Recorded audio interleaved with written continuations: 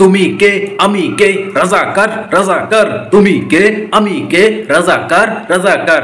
কেউ আজকে যারা হকের কথা বলবে, সত্যি কথা বলবে, সত্যের জন্য সংগ্রাম অবরোধ করে যাবে, তারাই রাজাকার, তারা জঙ্গি না। যেসব ভাই বোনেরা, যেসব স্টুডেন্ট ভাই বোনেরা আজকে তাদের ন্যায্য অধিকার দাবিতে আন্দোলন অবরোধ করে যাচ্ছে মাথায় বাংলাদেশের পতাকা নিয়ে, তারা আজকে জঙ্গি হয়ে গেছে, তারা আজকে রাজাকার হগল সবাই হয়ে গেছে, সবাই রাজাকার। শুধু মুক্তিযোদ্ধা কারা?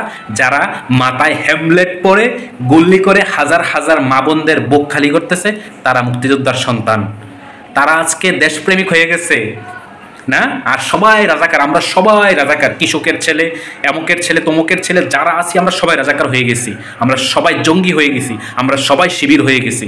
হক কথা সত্যি কথা বললেই আপনি রাজাকার, আপনি জঙ্গি, আপনি শিবির। আগে আমাদের মুখের কথা বলার অধিকার হরণ করছে তো অনেক আগেই, আমাদের মুখের ভাষা, আমরা যে কথা বলার অধিকারটা অনেক আগে হারিয়ে ফেলেছি। এখন সামথিং ফেসবুকে দুই একটা লাইনের পোস্ট করব, লিখবো, এইটার অধিকারও আমাদের কাছ থেকে হারিয়ে নিয়েছেন। আমরা আসলে বাক প্রতিরোধ, আমরা কিছুই বলতে পারতেছি না, ইচ্ছে করলেই কিছু বলতে পারি না, ইচ্ছে করলেই কিছু লিখতে পারতেছি না। এই বুক ভরা কষ্ট আর্তনাদ শুধু আল্লাহর উপরে আমরা দিয়ে যাচ্ছি, আল্লাহর উপরে আমরা বিচার দিয়ে যাচ্ছি।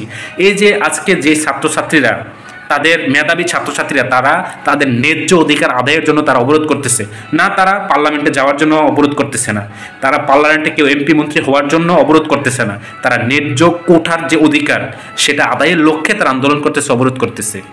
আজকে তাদেরকে মেরে ফেলা হচ্ছে। কার উপরে ভাই গুলি চালাচ্ছেন? কার মায়ের বুকটা খালি করতেছেন? আপনি কি হিসাব দিবেন না? আল্লাহর কাছে আপনাকে হিসাব দিতে হবে না?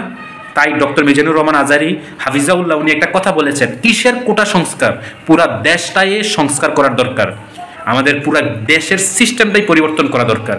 তাই এই আন্দোলন, এই অবরোধ হোক দেশ পরিবর্তনের একটা অবরোধ, আজকের এই আন্দোলন হোক দেশ পরিবর্তনের একটা আন্দোলন। তাই আমাদের শুধু কোটা সংস্কার নয়, আমাদের গোটা দেশটাকে আমরা সংস্কার করতে চাই। যাই যেসব ভাই ও বোনেরা আজকে এই আন্দোলন করে যাচ্ছেন তাদেরকে স্যালুট জানাই।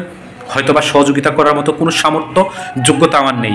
আর যারা শহীদ হয়েছেন তাদের জন্য দোয়া করি, আল্লাহ সুবহানাহু ওয়া তাআলা যেন তাদেরকে শহীদি মর্যাদা দান করেন।